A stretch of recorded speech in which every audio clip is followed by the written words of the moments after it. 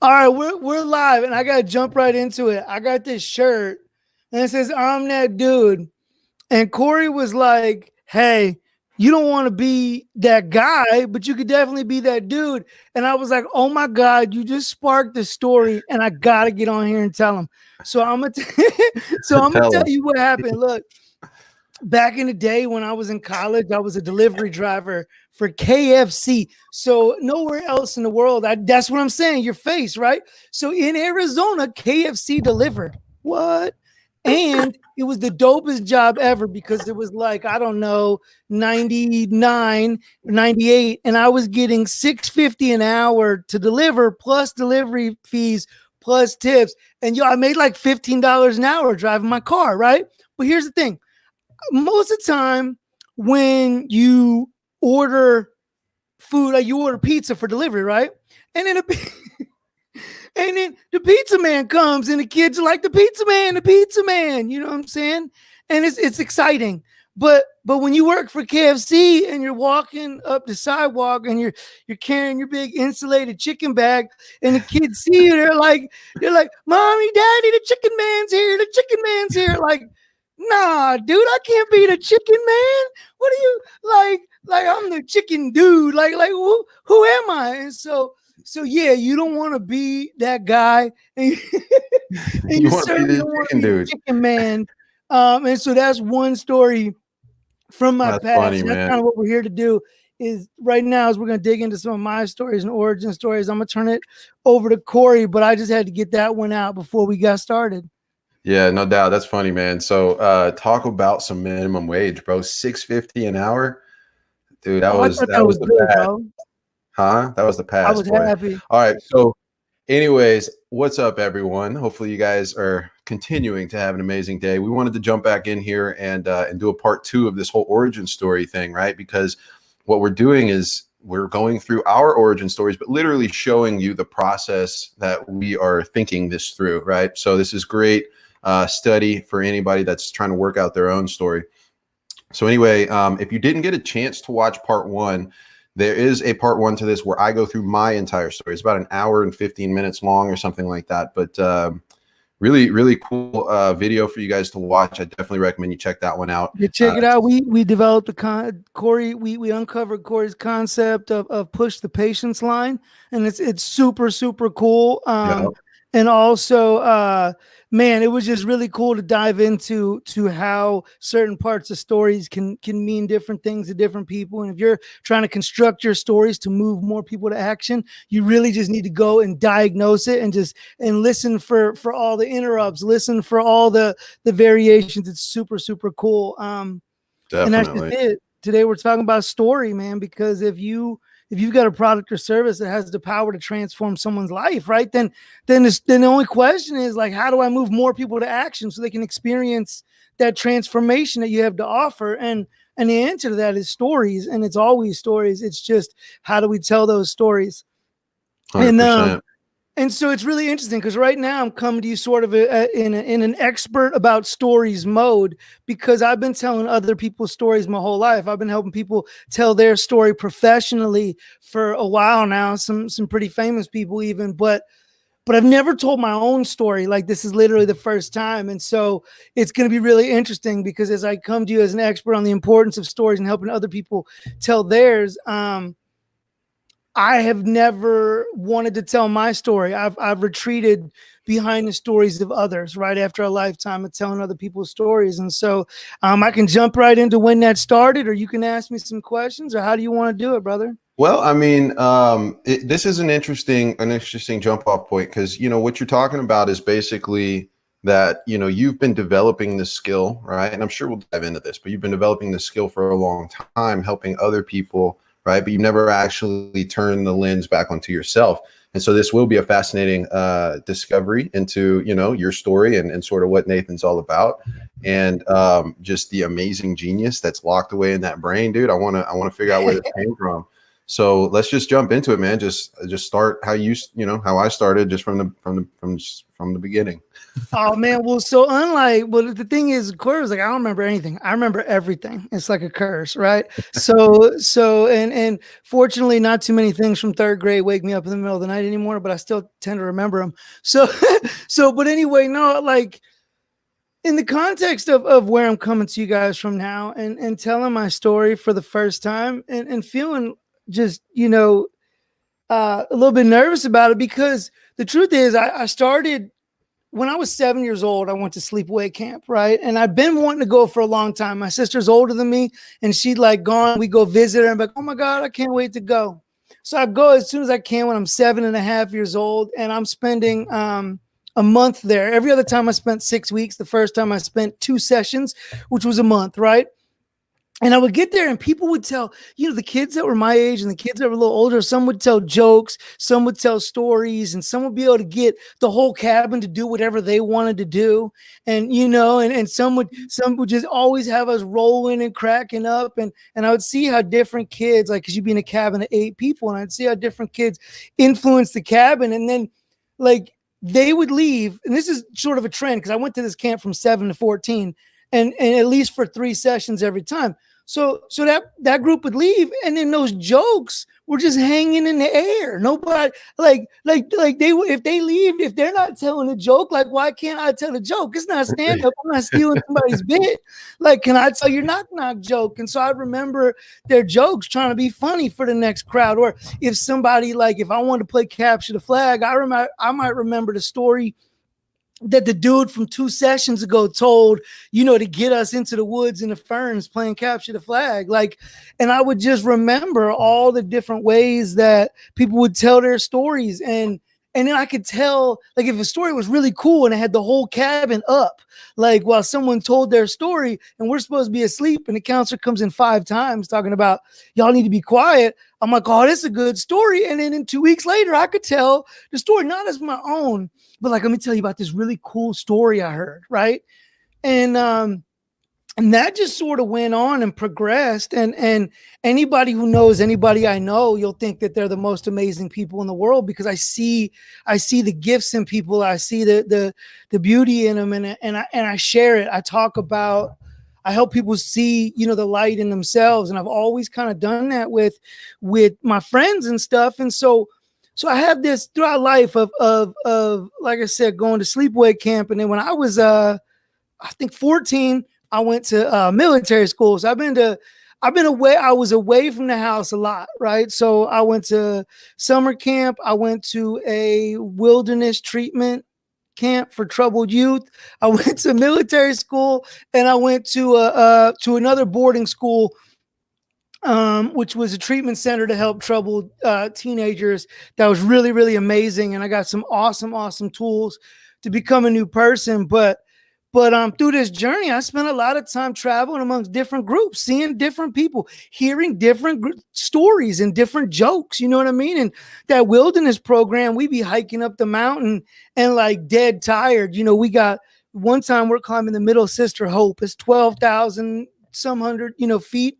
And when you get to the top, it's all shale. Is that what it's called, with the loose rock and shit shifting? Sounds about right. Yeah. So so we're up there and we're actually like roped to each other, and we got helmets on, and we're up there, but we're tired. And half the group went down. They couldn't make it. And now we're getting tired. And someone's like, hey, Nathan, tell us another story. Like, I'm dying. And I thought everyone was like tired of hearing me tell stories, because that's all I was doing. Story about my sister at boot camp, story about this person. And like, yeah, tell us this one, tell it. And they want repeats of them, because it would take their mind off the grind of the hike. We're up there scared. Like, and then it was really interesting, because on the way down, like, I wasn't afraid. I was afraid of heights, but for whatever reason, I'm like jumping down, sliding on the shale, thinking it's all cool. And there's glaciers and stuff. And we got ice picks, so we're kind of sliding, and it's totally fun. And then this girl trips, and it's so steep, she must fly 15 feet before she hits the ground and rolls another 10. And she got a helmet, and the rope stops her, because we're tied to everybody. But then she freezes up and she can't move. And and now all of a sudden, like, my fear of heights comes back to me. And I remember, I'm like, oh my God, like, we can die. And And the storm clouds, I swear to God, start rolling in as we're going down. Now we got to belay this girl down the glacier because we're in Oregon, right? We're high up, but the glaciers aren't everywhere. So there's patches. Then we got to walk over 10 feet, slide down 100 feet, walk over 10 feet, re-anchor, and someone would hold her and slide down. And the 10 feet would take 20 minutes for her to get because she's so terrified. She was already scared, but then she's terrified to fly, 20 feet again, and she's hurting. And so it's like, hey, Nathan, why don't you, tell a story and talk about this. I don't remember which stories it was, but they're like specific ones. And it would just be like, yeah, Phoebe, it's going to be cool to help keep my mind off of things, keep their mind off of things. And so it's like, but you know what? None of them were ever my story. So I knew how to tell a story, but it was like my stories weren't interesting. Mine weren't worth sharing. Didn't have a heart enough, wasn't good enough, wasn't all the things enough, right? That have kept me from not sharing anything for 41 years. Well, that's really, let me jump in there real quick because that's really fascinating. Yeah. I mean, you saw at a very young age that this was a way to essentially get people to notice you, right? And to pay attention to you. And then you found it out to become something that was actually, added value to their life and would help people in anxiety-ridden situations or, that type of thing. That's really interesting. And I mean, at this point, you were only 14, you said, like when you were. Yeah, I was 13 at the wilderness program. And I don't know if I really noticed it then. And it was more retrospective looking back, So let me ask you though, because obviously you noticed something. I want to go back to the sleepaway camp. And I know that, this is really just turning into an interview. I'm just interested. But if you were 7 years old, to me, that's really it's really profound, I guess, that you have the wherewithal and the awareness to see, first of all, okay, the jokes that hit, right? And the ones that got people all laughing together, and the ones that, like you said, got the whole cabin to want to go do a thing, right? The person with the funniest jokes or the most interesting story typically became the influencer of the group. And at 7, somehow you were able to piece this together. Well, obviously, 7 to 14, right? Or 7 to 13. I went there every summer, and so that's probably that's an average of them. I don't know if I noticed it at 7, but yes. Well, regardless of the age, it's still interesting though that at that young of an age, you're able to see the value in the stories, right? And to see the influence that comes from being a good storyteller. So clearly, this was a skill that you started developing at a really young age. And then now, like you said, we're moving into the strength to be able to start telling your own story. But anyway, I think that's really neat that you saw that at such a young age, Yeah, thank you for that, man. And but it's tough because it's cool that I saw it and that I was able to pick up these stories and the memory and the jokes, you know what I mean? Like jokes for days just because I, just could remember them. And so, like you said, it would get me attention, and it was better than the attention I got from getting in trouble, right? So it gave me attention, and then but it's interesting because, of course, at boarding school, all kinds of stories. We'll talk about that. I mean, another time, but it's interesting because I remember in college, man, when I would go out in the beginning, in the first semester of college, when I go out drinking and go meet people, I would come up with different characters and I'd just be that character for the night. You know what I mean? I just tell stories and I'd be like, most of the time I was Johnny. You know what I mean? And I'd be like, how you doing? My name is Johnny, and where you from? And I had this whole story, and I would just man, it was just fun to go. You get a little drunk, you come out there, and it was fun to be a character. And I got to be honest with you, there was a couple of times that before you hey, before we go back to your place, I gotta tell you, I'm not Johnny. You know what I mean? Yeah, dude. Yo, I was just we were just playing around and having fun. You know what I mean? And honestly, it was usually more than just alcohol involved in those 6 or 7 times. I mean, it was it was a character that came out from a frenzied cocktail of whatever I was doing freshman year, but it was just fun, and my friends would just die laughing, and that's what it was. It was a show. Always put on a show for my friends and do the silly things, but I'm so aware of what's going on. I can tell you a story about something that changed my life and I'm so ashamed of it. But what it taught me was incredible, because we're sitting at a boarding school. We go to an art festival, and like I went to anything and everything you could do to get away from the all guys. Like if there's gonna be girls there, I just want to go look. I don't care if it's an art show. I don't care if it's graffiti cleanup. I don't care. You know what I mean? It's all guys school. so we go to which oh shit, I just forgot what it was. What was I saying? All guys. Well, I mean, so I go to I remember. So I go. Yeah, we're at this art festival, and they're like, hey man, you should do the retard. And you know, in the words of Robert Downey Jr., you know, you never go full tard. You know what I'm saying? Yeah. But and I get it, like that's insensitive. And this was 20 years ago, you know what I mean, 25 years ago. And I'm in high school. My friends, you know, think it's hilarious because I was like really, really, really accurate. And I'm gonna be honest with you. Let's not bring it back right now. But no, look, I haven't done it, and I'll be real with you. I have not done it since my ex-wife got pregnant the first time. And I was like, yo, I don't want to mess with fate. Like I'm over here joking.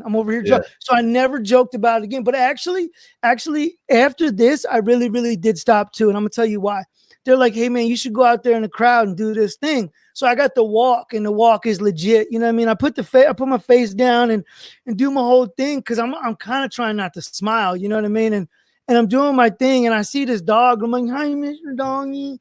And the person, like as I'm walking, people are literally parting out of my way. And like when I was just walking around with my friends, no one's getting out of my way. But like when I got a weird walk, everyone's kind of like, just as I get before them, they kind of separate and they make space for me. And it was like, this is really weird. You know what I mean? I said hi to the dog, and the dude literally, I mean, it was believable. It wasn't like, it was a good performance. You know what I mean? And so the dude actually kind of pulled his dog back like I was going to hurt it. It was like a really interesting. And when I got to the end of that aisle, you know, because I was the dare, right, to get down to the aisle, like it really did. I was like, yo, that was messed up, y'all. Like, and we talked about it because like we're at this emotional growth boarding school. We're right. Teenagers doing dumb stuff, but we're also pushed to be more. We're doing therapy. We're just, you know, and my friend that I met there, Kyle, that, you know, like one of my best friends in the world, just looks at things differently. So we talked about it, and it was a messed up thing that helped me understand another perspective. But it's just that noticing, like, what's going on as I'm doing this thing. What's everything around me happening? How's the audience reacting? How's this person reacting? And it's not just when I'm doing it. It's when other people are talking, when other people have the center of the room. I've just always observed how people react to things and what's going on. And well, you know what that is a profound awareness, right? And a spatial awareness as well, because, and this is something like just in general, like, you know, you try to get people to be more aware spatially, well, A, for safety, right? And then B, because like there's a lot that happens around you that people don't even realize. They're just, you know, there's unfortunately a lot of people are just so stuck in their wheel, right, that they never pick their eyes up. But clearly from a very young age, you had this perception and this awareness.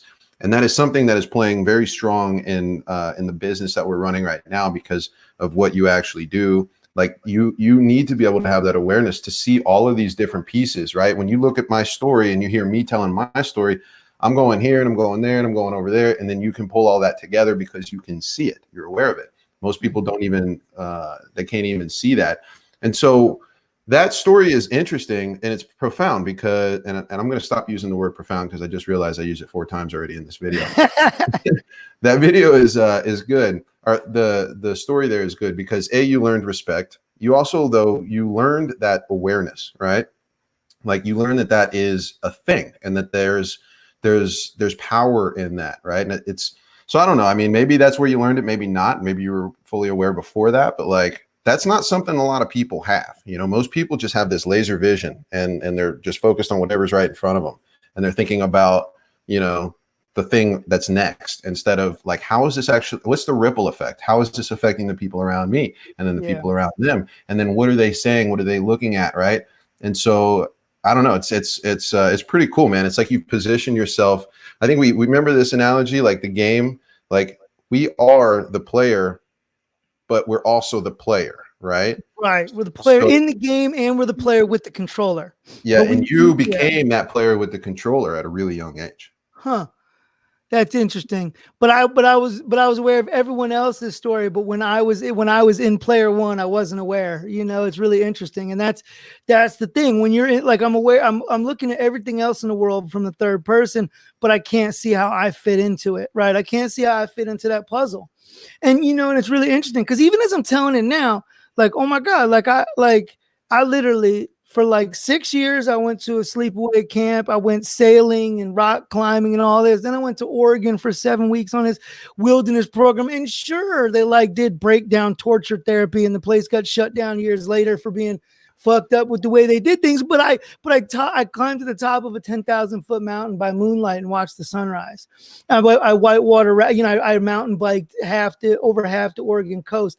So it's like I did these things, but it's like my life, because it wasn't fraught with addiction or abuse or all these other things. Like, what do I even have to talk about? You know what I mean? Like, I got my issues, like, clearly, like I was sent away a lot because I was a handful, right?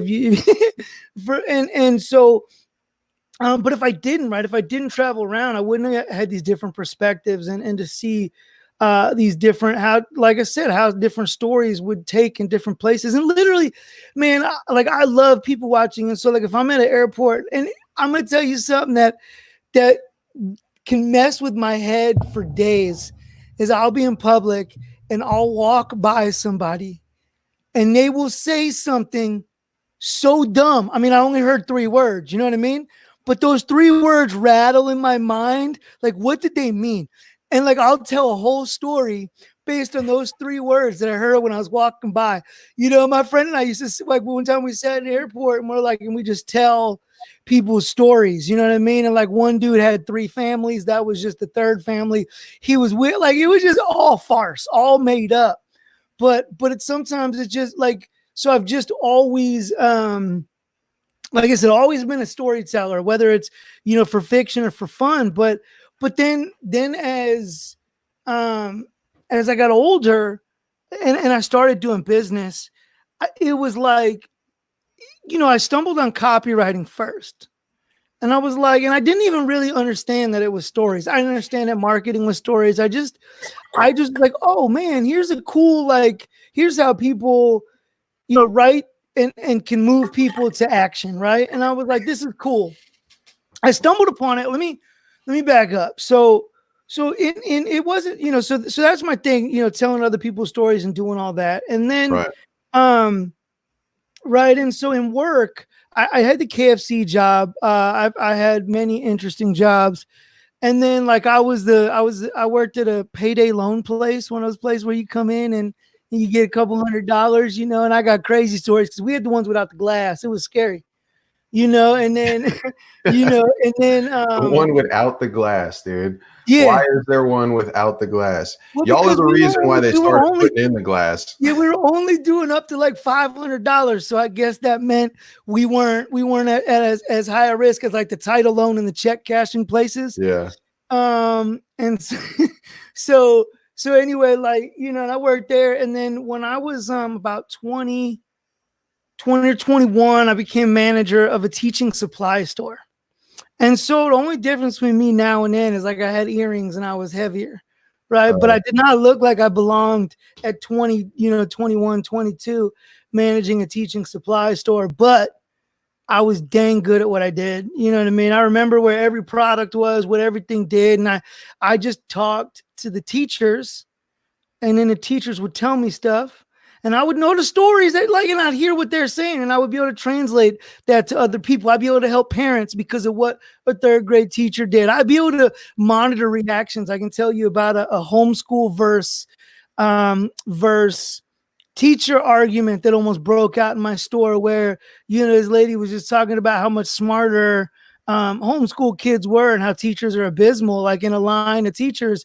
And you know what I mean? I'm like, and I can see a couple people like heating up, and I got to deal with them next. So I'm like, well, you know, that does make sense. I mean, every spelling bee I've ever seen has been won by a homeschooler. I said, I'll bet any one of these teachers would love to only learn one learning style. I'll bet if they didn't have to learn the learning style of 32 different kids and divide their attention up amongst that, I'll bet they would love the opportunity to help a kid excel on that level and will be amazing at it.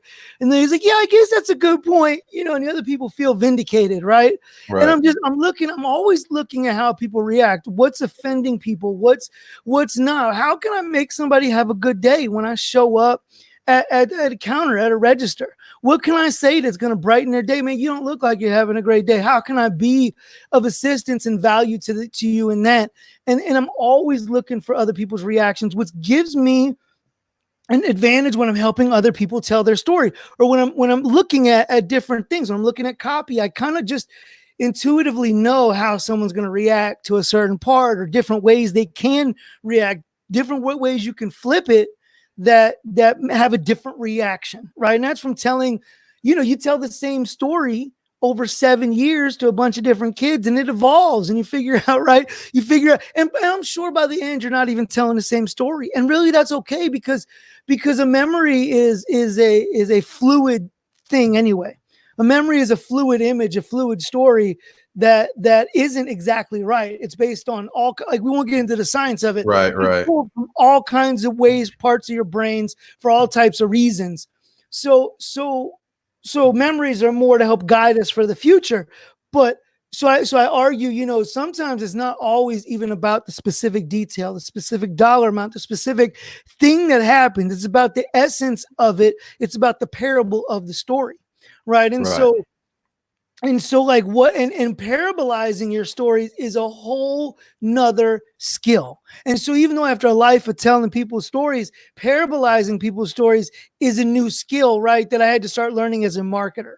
So without, I don't mean to ruin your train of thought, but without going too deep, can you just describe a little bit about what you mean behind parabolizing a story? Yeah, thank you for that. So obviously, arguably, the greatest teacher of all time is Jesus Christ, right? Followed, and there's Buddha. There's all kinds of great teachers, right? But if you look at all of them, and I'm not super religious at all, so I'm not favoring one side or the other, right? But Buddha, I think, had like 80,000 different points of entry to teach one lesson, right, of enlightenment, right? But they do it because he had to meet people where they were. And Jesus had to meet people where they were. And so to meet people where they are, you tell a story because they can pick up wherever they are in that story, and they can get the lesson that they need at that time. Recently we've been doing so much work together that I started digging back into the archives of notes and ideas, and I started listening to some old programs I haven't listened to in 6 years, and I hear totally different things from the stories because I'm a different person, right? So that's parabolizing your stories, is finding the essence or a couple different morals that the story fits, so you can drop it, so you can drop the breadcrumbs, right? And wherever somebody is along the trail, they can go, what's this? And they can pick it up and they can start, to join you there. And so parabolizing, thank you, dropping the bombs on them. Yeah, parabolizing your stories is finding a lesson, finding the belief that you can use to trump somebody else's weaker false belief that's holding them back, right? And if you can do that with your stories, if you can use man, and that's just the thing. If you retell your story, looking back on it, you can add a different meaning for yourself. Right. Through story, you can literally rewrite your history. And I'm gonna give you a really crazy example of this. Okay. So back in the day, it turned into a joke, but back in the day, when I was 7 or 8, I was trying to wrap a present, and I wasn't good at that kind of stuff, and I had no like every 7 or 8 year old, but yeah, and then I'm already messy. Like I'm gonna be honest with you, it took me to be 23 years old before I could make a perfect fold in a piece of paper, and I tried every time. You know what I mean? So it's just that wasn't my thing for a long time. And so I'm trying to do this thing. I'm getting really frustrated. And I remember, my mom's trying to help me and she gets frustrated with me and I get frustrated. And then she slaps me across the face. You know what I mean? I'm like, for getting frustrated because I can't wrap a present. Now, as I got older, that was 7 or 8. By the time I was 17, 18, I'm telling the story like she turned around the big fat diamond ring, left a mark on the head. It was bleeding out the eye. You know what I mean? Like, just because it was fun. It was more fun. Like it was just more fun to tell my friends that story about getting my ass whooped because I got frustrated. And I remember at 17 or 18 having no regard for anybody else in my, like, for my parents, anything, right? So we're at like the dinner table and I'm kind of telling that story. I didn't get the blood coming out the eye, but I'm telling that story and people are laughing, because I knew I don't even know how to tell it funny anymore the right way, because once what happened, it shifted everything for me. And so I was telling a joke, because that's how I had to get over it. Like, my mom slapped me in the face. I got to make this into a joke so I can be okay with it. And so it was a joke for 10 years. And then she tells me, like, she pulls me to the side later when no one's around. She said, you know what happened there that day? So I remember exactly what you're talking about for sure. She said, because I was trying to help you and you said, don't be a fucking bitch. And without thinking about it, I slapped you in the mouth. And I was like, oh, hell yeah. Like, you know what I mean? Because I didn't remember. I legitimately didn't remember that part. But I'm 7 years old, cussing at my mom who's trying to help me. Well, no, you remember the slap. I shouldn't remember what I said before that. You know what I mean? Like, that slap should do that. That slap should That's the point. At least 5 seconds off my life, right? Are we together on that? Like, I'm down. After that, I had no regret. Like, bam, okay, you knocked the cuss word out my memory. That's what should happen when a 7-year-old curses, right? But because that had left my memory, it was an important part of a story. And when I heard that extra element, that little tweak of the story, it helped me understand the story on a new level of where she's coming from, of where I was coming from. And like, man, I don't know if I'd be able to hold back either, And so adding parts and understanding, there's always hidden elements of the story that we didn't perceive, parts we didn't see, parts we didn't understand that are true and that are part of the story.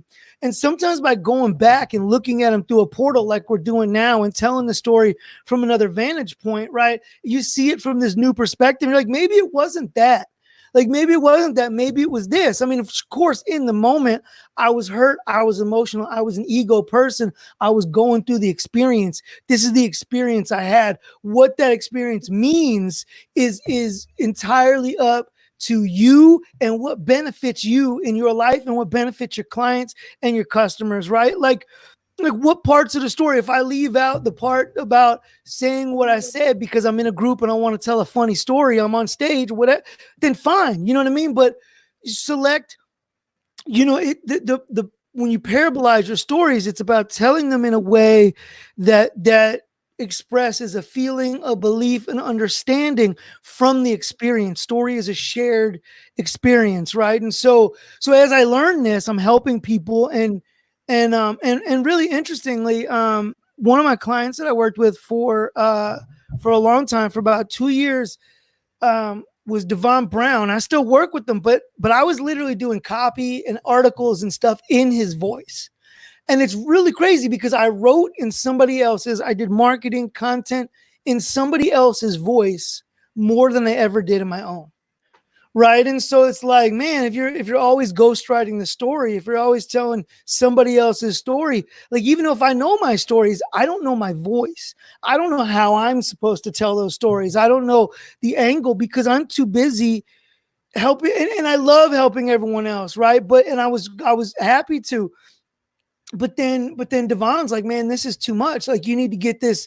It's the most powerful thing anyone's done for me in my business, and the focus and understanding and what it's the money that's added to my bottom line and stuff. And you need to give it to more people. And I didn't know how, but I've been trying for 2 years to give it to more people. And in that time, I've done it for 5, 6, 7, 8 people specifically. I've done it hundreds of times just in conversations without people knowing it. But specifically, I've been waiting for people to get this certain line of ready. And even with Corey, we've been working together for over a month, almost a month and a half before he was ready, before he asked the right questions to go through the experience. Because in order to uncover your story, you have to be looking for something. You have to have a desire.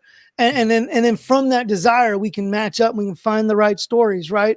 And so I've been sitting here holding like my thing and partially, and then meanwhile, stacking up my own stories, my own content behind the scenes for 6-7 years now. And then for the last 2 years, like I said, I've been trying to bring it to as many people as possible. And that's where a simple question became love at first question, right? And that's where Corey and I's relationship comes together, right? Was with the question that you would never think, like I was about to dig in. I was ready to do my thing and just find out who Corey was. And so I asked him, how'd you get here? And it turned into a really, really, interesting bond of two people that were dedicated to make something happen, that weren't being bougie because it was more important about what we did. And so what I'm going to tell you is I'm going to get into this story real quick, Corey, if you don't mind. Yeah, go for it. Yeah. So I've been trying, this is my second Funnel Hacking Live, and I reached wait. For those that don't know what Funnel Hacking Live is. Yeah. Yeah, man. It's like Russell calls it the entrepreneur meets personal development, like awesome party event of the century, right? Every year. And so it's an event where we go to network and learn the top strategies from ClickFunnels, right? It's a community, funnel hackers, and so it's an event that the last 2 years has been about 4,500 to 5,000 people. And Corey was at both of them too, but I didn't see him the first year. Tall ass motherfucker. I didn't even see him. That's wild, right? Well, I mean, if I were taller, I might have saw you, but I was blending in the crowd. You know what I mean? Like I'm 5'7" on a stretched out tall trip, though, dude, because like the likelihood that we bumped into each other is pretty high, because you're at this event for 5 days, like, and I mean, you're in the so anyway, but the second year, we met each other. So tell them a story. What happens is the first 2 days, I'm gonna tell you just something interesting about events. What happens is the first day, and it's the same thing with college, right? The first couple weeks, so maybe you'll remember the first time you don't know anybody, so your eyes are open to everybody. Everybody's a stranger and everybody looks the same. And you're looking for cues. Is somebody making eye contact with me? Does somebody want to have a conversation? And you're just looking because you have nothing, right?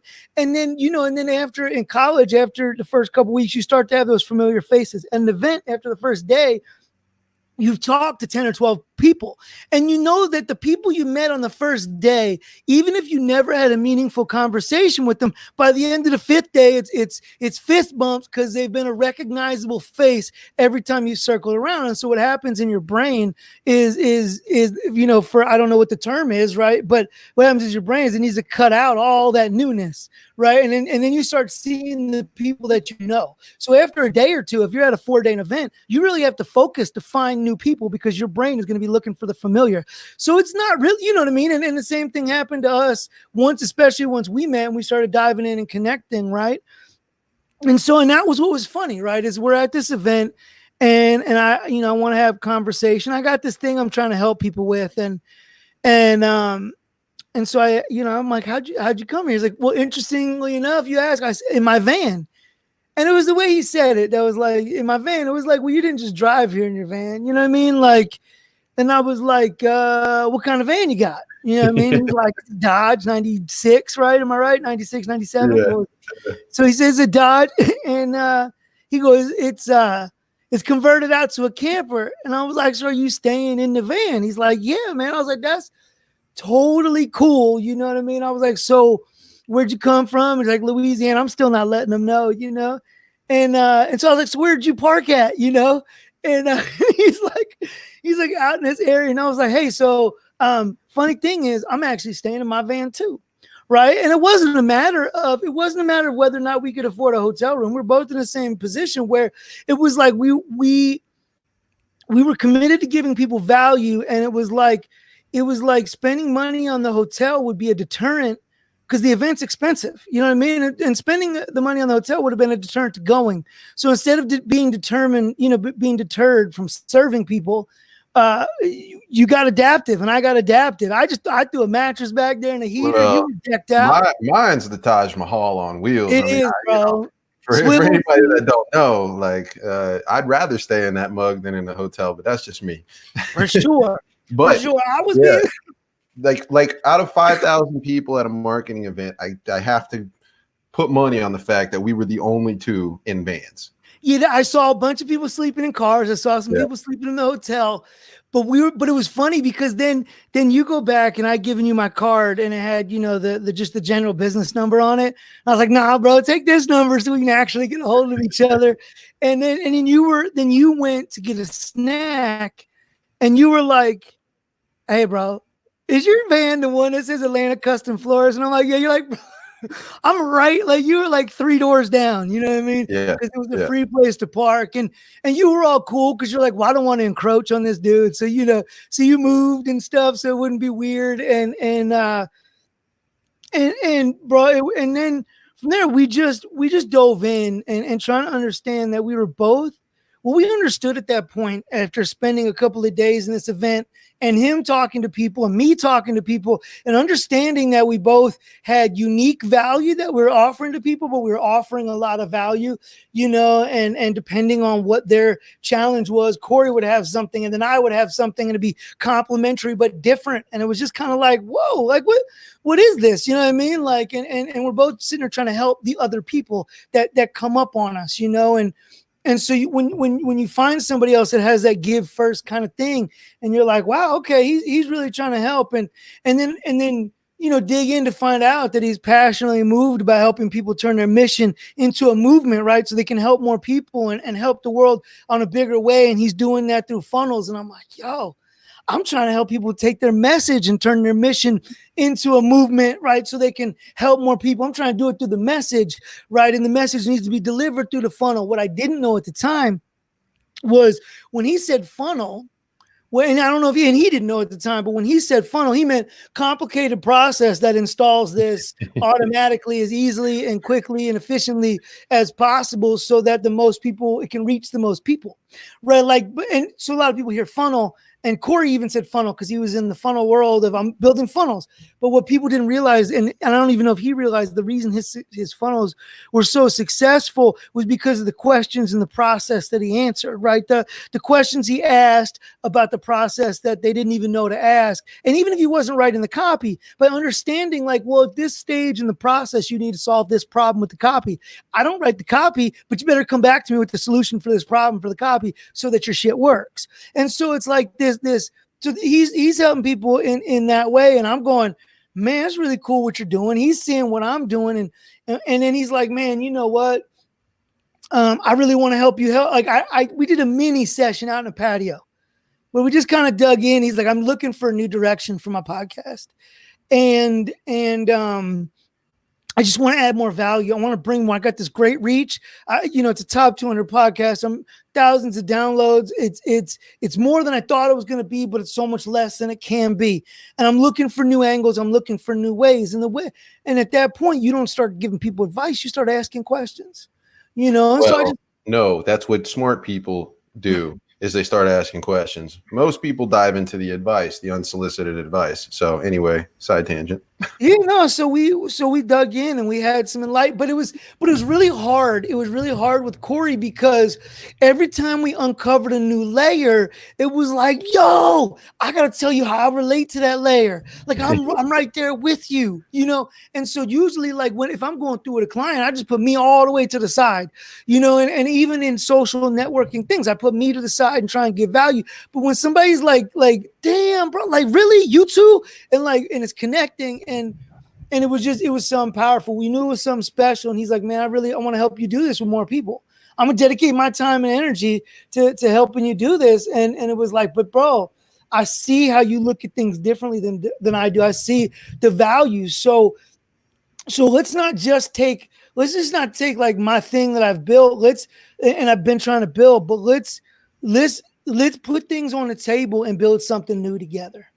Right. And so like, it's crazy. The Core Level Clarity is co-founded by both of us. This is something we're both building, but like the logo that's there, I've been using for like 6 years because it fit in. Yeah. Right? Can I jump in real quick? This to me was a trip. And, you know, maybe some of the folks that are watching can relate to this, right? When you've been working on something for so long, or you've been like trying to do something for so long, like Nathan said, he built up this catalog, right? He's been, programs, learning things, content of his own, right? Creating, like, he's a writer. He writes all kinds of amazing poems and stories and all kinds of cool shit that he showed me. But anyway, you probably have this huge backlog of information collecting dust on your computer. I know I do. He did, right?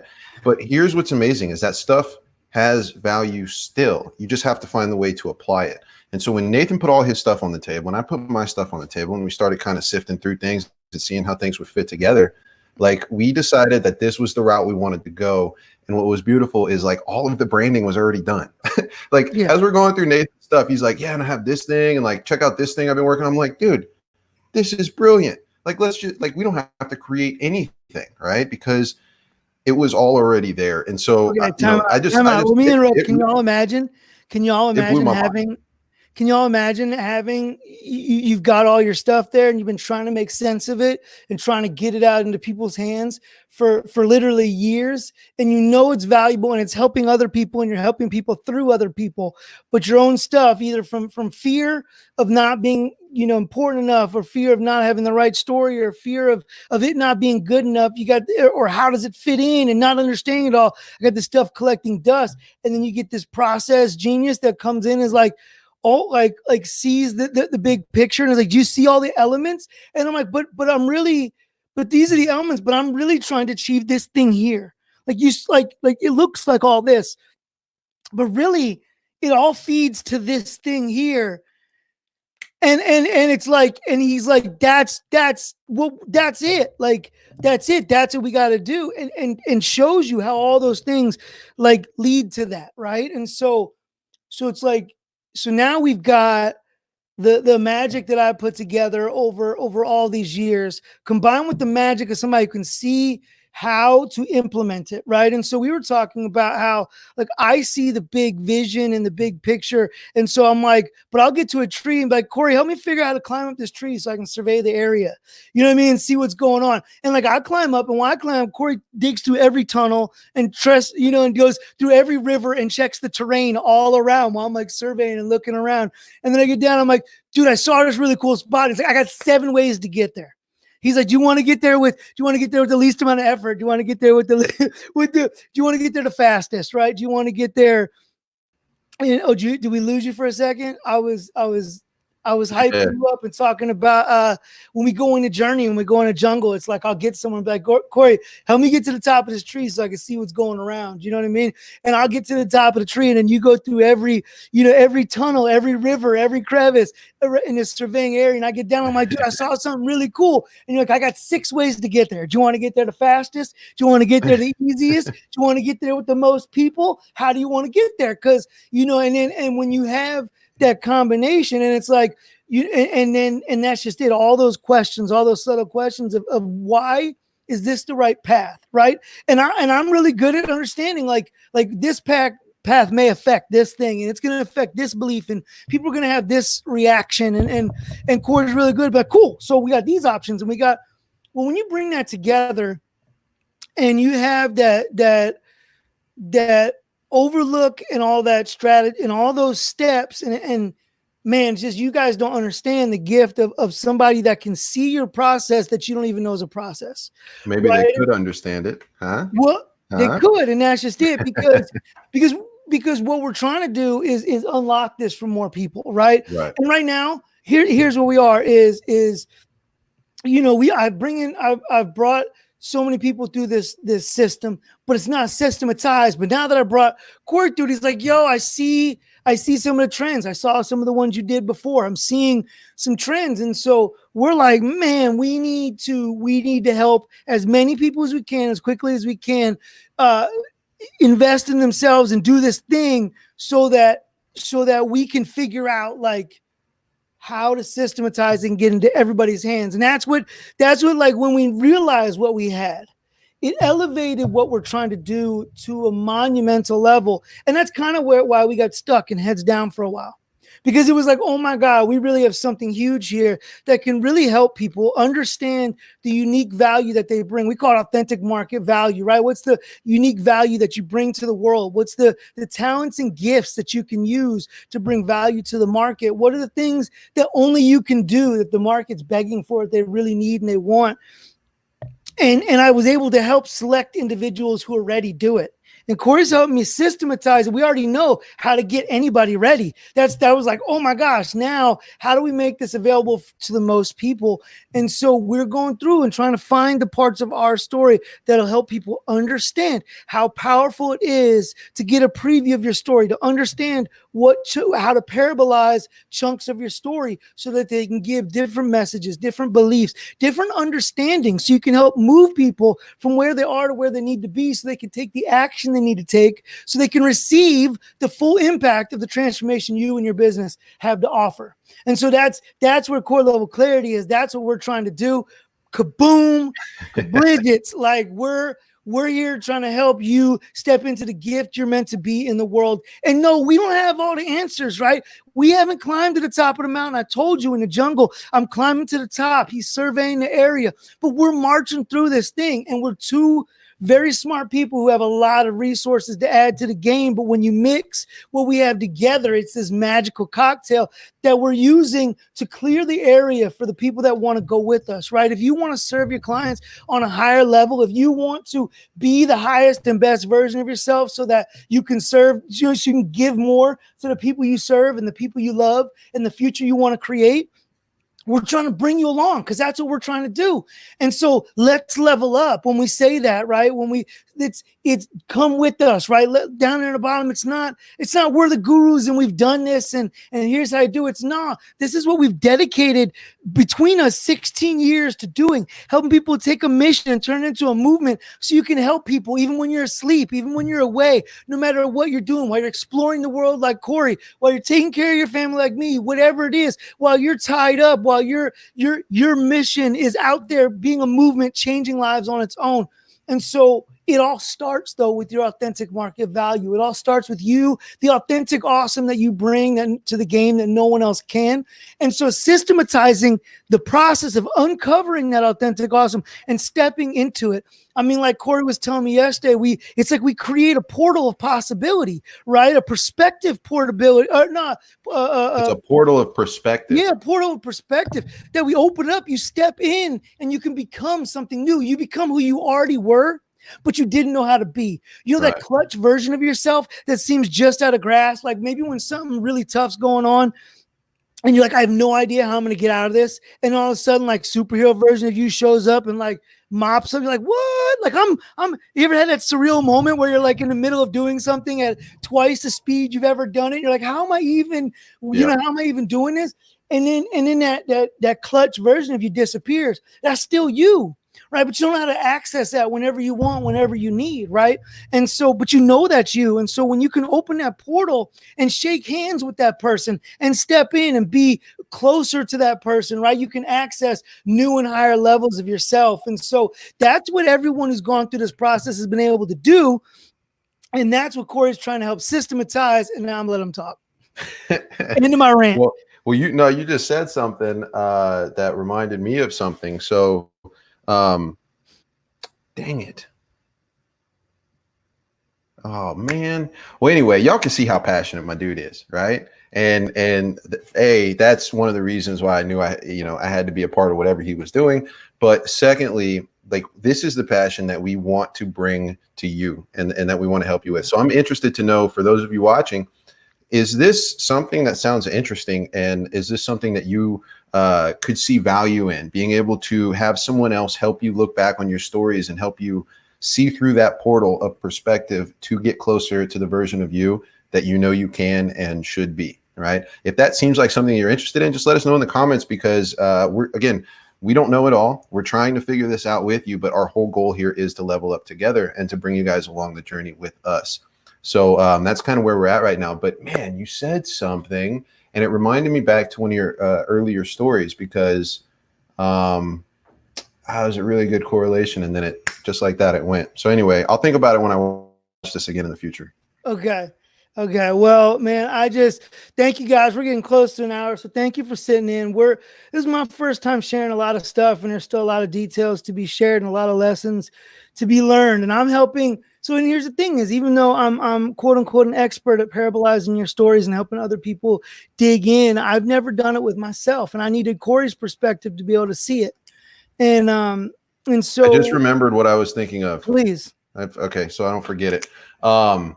So remember how you said that when you're at an event, right? What's the thing that we all do the first couple of days? Everybody's new, everybody's a stranger, right? And so you've got this lens on, these glasses on, where everybody looks the same, you know. And as you know, desiring to have comfort, we start to see familiar faces, right? And then you start to say, you know, hey, what's up? And you get a little bit more comfortable with them. And like you say, by the end of the event, it's fist bumps, like we're old homies, right? Even though you may not actually know each other, but the idea is that you're comfortable with each other because you've seen each other now a couple of times. So that is a perfect correlation over to this portal of perspective, right? When we can open that up for you and show you the version of you that you're supposed to be, that version of you that comes in and kicks ass, like you're saying, every once in a while, right? That's like every once in a while when you find yourself in flow, it's like you're doing things twice as fast, twice as effective, twice as productive, right? And then that version of you leaves. Well, the reality of you is that version of you didn't go anywhere. It's still inside. And through this portal of perspective, we can give you familiarity with that version of yourself so that, you know, you can start fist bumping that person every single time you want to. You can bring them into the work that you're doing anytime you want to, because that is you. And so that was the tie-in I wanted to bring together. Well, I love that. And Ed Milet says, and I love this thing. He says, his version of heaven and hell is, when he dies and he meets his maker, and it goes on, and he's going to get to meet the ideal version of himself. Right. And heaven is if they're identical twins, and he knows this person intimately, and hell is if they're total strangers and he never became the potential person that he came down here to be, that he could have been.